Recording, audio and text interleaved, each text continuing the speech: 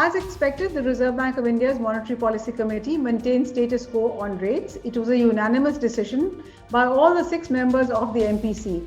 What does this mean? It means that the repo rate, which is the rate at which the RBI infuses liquidity into the system, has been retained at 4%, and the reverse repo rate, which is the rate at which it absorbs liquidity from the system, has been retained at the earlier 3.35%.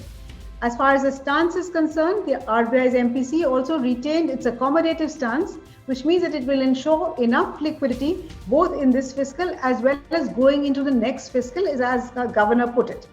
It is assured also that it will support growth because it sees signs of recovery in all the high frequency data. So broadly, what the RBI has said is that it will stand shoulder to shoulder with the government and try and ensure that growth revival, whatever nascent recovery we are seeing, is sustained. As far as inflation is concerned, it expects inflation to come down marginally in the 4th quarter of the current fiscal. That means the present months that we are experiencing, January to March of this year. It also expects first half of the next fiscal rates to come down, but rates will come down to 4.3% only in the 4th quarter or the 3rd quarter of the next fiscal.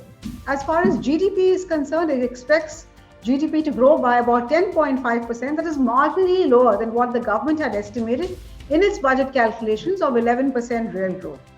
Of course, the RBI has given some indication that it intends to slowly go back to the earlier normal by saying that the cash reserve ratio, which is the amount that banks keep in the Reserve Bank of India at interest rate deposits, it had been temporarily lowered from earlier 4 to 3%. That is going to go back to 4% in 2 phases, starting with March this year.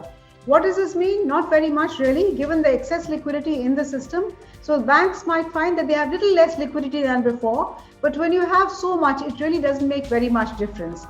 As far as retail investors are concerned, the one major change that has happened now is that the RBI has told retail investors that they can directly invest in Government of India securities through the Reserve Bank of India, online through the Reserve Bank of India, both in the primary auctions as well as in the secondary market. So this gives retail investors one more avenue in which they could save. In case they feel that bank deposits are not giving them a good enough rate of interest, they could invest in Government of India securities. Of course, today Government of India securities are giving you even less than fixed deposits, but in case in the future, this is one more avenue open for retail investors. It also gives government one more set of people whom they can target when they sell their securities. All in all, it just means that the RBI stance is more or less unchanged from what it was in December. Government will get all the support it wants from the Reserve Bank of India. It is a different matter that when the RBI keeps rates unchanged, stance unchanged, ensures enough and more liquidity, there is a very strong likelihood, in my opinion, that inflation will pick up, particularly since we are seeing commodity prices, especially oil prices, go up. Of course, for now, Reserve Bank does not see this as a danger, and hence it is willing to take the chance and keep liquidity low, even though we have had the bad experience of doing exactly the same thing in 2008-9, when both monetary and fiscal policy were eased for a very long period. Remember what that Spanish philosopher John Santayana said: those who do not learn from the mistakes of history are condemned to repeat it. I hope for once he is wrong and I am wrong and the RBI governor is right, because the last thing we can afford in a country as poor as ours is high inflation. Growth we want, yes, but we want growth without inflation. That seems to be a tall ask given what the RBI and the government are attempting to do at the moment.